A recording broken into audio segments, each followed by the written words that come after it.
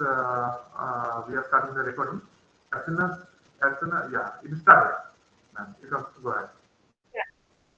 Okay. So good afternoon, everyone. Myself, Dr. Sriparna Saha, has already been introduced.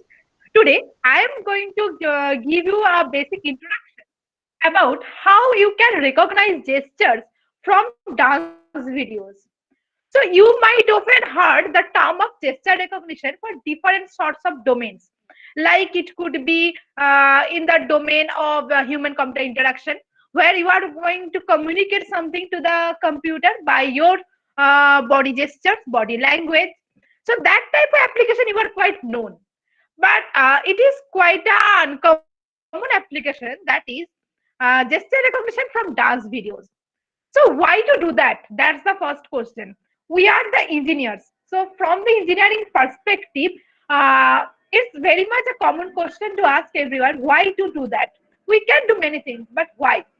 The answer is e-learning applications. Suppose you are staying at a very remote place, okay? And that particular place, you want to learn the ballet dance, and in your locality, forget about your locality, in the apart from your neighboring locality, there are no one who knows to at least knows to ballet dance, leave it the teacher, ballet teacher. So you want to learn something, so, or any other kind of dance. How you can do it? That's the answer for e-learning applications. We can design a system where the software need to be installed to your computer, and from your computer, it can be the front screen by which we are talking, that is the front screen of the camera. It could be on, and then from that, checking the screen, that seeing the screen how the teacher moves his body, then the capturing the gestures of the teacher. The system will be inbuilt in such a fashion that the learners can learn the ballet dance in staying at a remote place. This is one of the vital applications that motivates us, that is myself and my PhD guide, Professor Amit Konar, to do this particular application. So we'll be moving to the how to do that. Okay. So in today we are going to talk about how to do e-learning from one, the Western dance, that is the ballet dance, another for the Indian classical dance, or something like Odisha. Okay, for these two different types of application, two different papers of my published papers, I am going to just give you the introduction about how you can do this e-learning from the dances. Okay, so let's go. That is for gesture recognition. If you are particularly interested in this particular domain of gesture recognition, you might find this book helpful, that has been written by us. You can find this book in the online platform. You can go through this book. In that book, not only from the dance videos, but gesture recognition for different human computer interaction domain, you can find this book helpful. So these are the few other papers published by me and my colleagues who had done the research at the Jadavpur University Lab, Artificial Intelligence Lab at there. These papers basically will give you the basic introductory idea about how to do this gesture recognition from ballet dance. So if you are not interested about recognizing gestures from dance, but you are interested about learning gesture recognition for any other domain, then also you can go through these papers. You will going to have the basic idea about the gesture recognition and posture recognition, that particular thing from this paper. So you can modify the training data set, and you can apply these particular concepts into different application domains as well, not only for the dances. So uh, we are moving to one particular paper that has been published by us. So in that paper, we have done the gesture recognition from ballet dance. So we are talking about a term called gesture. So you all might know, that is, gesture is what? Gesture is the body language.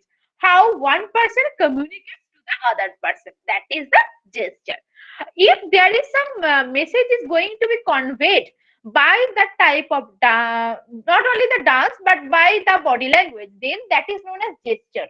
And if no message is transferred, that is, suppose I am just staying in this position, so I am not going to trying to transfer anything, but that is my body posture. So then the term is posture. So basically the difference between posture and gesture is that by gesture you communicate something to the other person. That is the gesture. So ballet dance. So ballet is a technical form of dance. So in this dance form, there are different static postures. So we are here dealing with the images. So we are going to take RGB images and how the data set have been prepared. For the data set preparation, we have collected several data from the Google search. In the Google search, we have typed the posture name of the ballet dance and different images we are going to get. From that images we have taken certain images. Why certain images? Not all images. That will be talked on at the conclusory part of this portion of my talk. Okay, so certain images we have taken. So we have to first, for any type of classification problem, what we need to do, we need to first identify the number of classes. So for the ballet dance, the number of classes are the 17. We have divided or we have taken data for 17 classes. Each of the class is going to demonstrate the one particular ballet posture. So the names of the ballet postures that you can understand from here, you can get the names of the ballet posture, and here are basically 17 ballet posture names. So that is how we have collected the data. Okay, so these are the basically the representation of pictorial view of each of the posture. From here you can get the idea how the 17 ballet posture is going to look like. And these images of the postures have been given in the alphabetical manner. And exact same name, that is the names over here, and these names over here, that is in this figure, are the same names that has been there. So that is the 17 class we have, right? So this particular algorithm that focuses the image matching. So you have one image from the trained dancer. That image needs to be matched with the image from the learner. So that is, there is one side you have the trained images that forms your training data set, and from the testing phase, what are the unknown images that will come from the learner side. So this is how we are going to facilitate the e-learning of the ballet dance. So we have already told what is the advantages of doing e-learning. So that is the ease of learning is one particular advantage. You can learn anything. That is not only for the dance or any type of thing. You can learn, if it is an e-learning thing, you can do it any time of the day. During this pandemic scenario, due to COVID-19, the teachers and students, everyone understand the advantages of doing e-learning. You can take your class any time of the day. The student can say that one time they have, suppose you have a very 5 or 6 number of students for the master's classes, for specialization master's class. So you have 5 or 6 of students. So the students sometimes ask, ma'am, do not take the class from 2 p.m. Take it from the 3 p.m. I have something to do. So we can take that time of that class. So that is a flexibility it offers to these customers. That is, the e-learning can be learned at any time of the day, or it can be, suppose one day you have a amount of time, so you wanted to take 4 hours or 5 hours class at a stretch. That's also can be done. Same thing applies for this ballet learning. That is not only ballet, but any type of learning through the that is the internet. And another major importance of or advantage of having this type of system, that is that cost of learning decreases considerably. You can also understand this thing. That is what we need to teach the students. We just need a computer, a microphone to talk to the students. And as this is a FDP, so I assume that all of you are faculty members, so I am talking in that fashion. So what we do, faculties, we just need some very preliminary things that we already have with us. Only that thing we can do this. So that is, the cost of learning becomes very low for the e-learning process. And if we can make an active interactive session, like we are talking right? So that's why it is active. What I am saying, asking you something, you can also ask me something. So that is a one-to-one communication can be there. If we make it a very much active interaction using the software and the learner basically, so that is, the learners can be very much integrated to the system. It's not, they never feel like left out. Suppose there is a group of 50 students learning the ballet dance offline mode. So then one particular student might feel that no one is giving me importance, no one is teaching me properly. So that's not happens over here. So that's the advantages of doing e-learning. So what the proposed system we have done, that is we have image processing, or we have told that is image matching. So for image processing or any type of other type of data, so image becomes a data basically. Images do not think about anything different than image. So you may be from different backgrounds. So I will be trying to present my talk in such a fashion that is everyone from every domain. You can be from any other domain as well who doesn't know what is image processing. They can also understand. So image is basically a data in 2D form. Image, there is a pixel. Each pixel has one particular value in the x and y direction. So that is the image. So you can just remove certain unwanted information from the image that you have. So that's known as the pre-processing. That is, before the processing, you need to remove the redundant information. What are the redundant information? That we are going to talk in the later side. So after the pre-processing, what we have found that for some of the ballet postures, there are bounded region. So it will become better way you can think in the later part. So what are the bounded? Bounded means any circles are forming. Just check how the hand positions are there as respect to the body, that how the thing is that. If you do the pre-processing stage, then you are going to check that it makes a circle or an oval basically. So that's a bounded region. And there are also unbounded regions. So to understand the formation of the bounded region, we have done the sampling. And to understand the basic concepts of the unbounded region, we have done the chain code generation. After those things, most of the bounded and unbounded regions are approximated using straight lines. Now the straight lines are identified, and for each of the straight line, membership function is calculated. After the membership function calculation, fuzzy T-norm is done. And after the fuzzy T-norm, posture is recognized. So after the posture recognition, what happens? You need to calculate the accuracy and understand how much accurate your system is. That we have done also. So for the pre-processing stage. So for the first stage of pre-processing, so pre-processing is one particular stage of our proposed algorithm. One of the subpart of the algorithm that belongs to the pre-processing domain is skin color segmentation. Why we're doing skin color segmentation? If you can just notice this particular original RGB image of the ballet dancer, you can notice one thing, that for the ballet, certain type of dress need to be worn. So if the dancer is wearing certain type of dress, that is the hands and legs, the postures or postural orientation of the hands and legs can be easily identified if we are doing skin color segmentation. So what is a RGB? RGB is red, green and blue. So that is RGB means red, green, blue. So what is the image? So you get this particular image. So what happens in normal data? Normal data, this becomes your 0, 0 position. And along this direction is the x-axis. Along this direction, the y-axis. But what happens for the image? For image, this is the 0, 0 or center position. So this is your 0 or center position. So it's a huge, large size of image. So you cannot understand the pixels from this particular thing. But if you just zoom that image, have you ever tried one image and then zooming it until the image fades away? It's become blurred. If you can get that blurry thing, there you can notice that each of there is a pixel.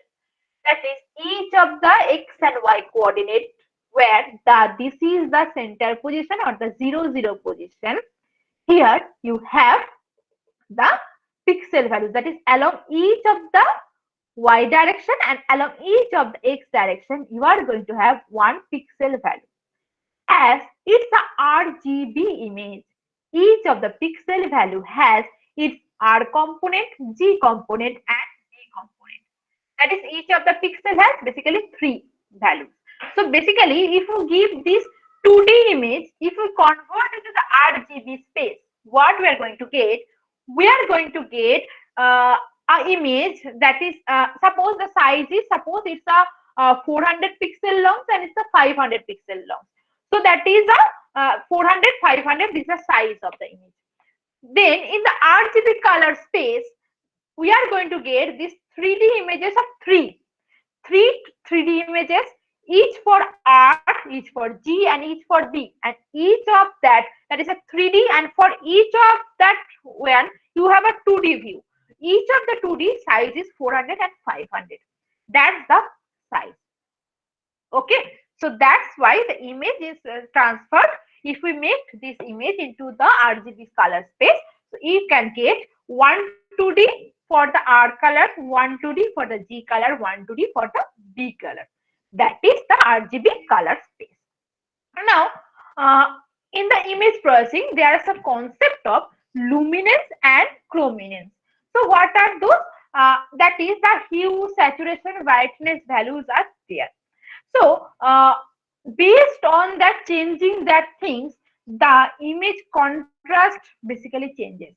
So yeah, if you have any type of photo editor software in your computer, on your mobile or anywhere, you can get that there are the options to increase the brightness, to increase the saturation, to increase the hue value. So that is different concepts were there. Have you ever tried? So if you just try over there, you can check that if we drag that particular line, you are going to get that is that how the colors, the image is changes.